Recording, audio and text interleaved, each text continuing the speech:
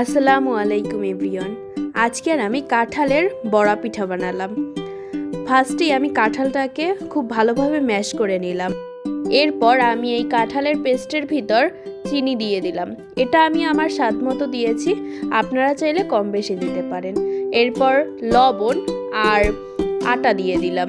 আপনারা চাইলে এখানে আটার পরিবর্তে ময়দাও ব্যবহার করতে পারেন। আমি এরপর কালো জিরে এবং সামান্য পরিমাণ বেকিং সোডা দিয়ে দিলাম। এটা অপশনাল, আপনারা চাইলে দিতে পারেন বা নাও দিতে পারেন। প্যানে পরিমাণ মতো তেল দিয়ে তা গরম করে সামান্য পরিমাণ ব্যাটার নিয়ে তেলে ছেড়ে দিবেন।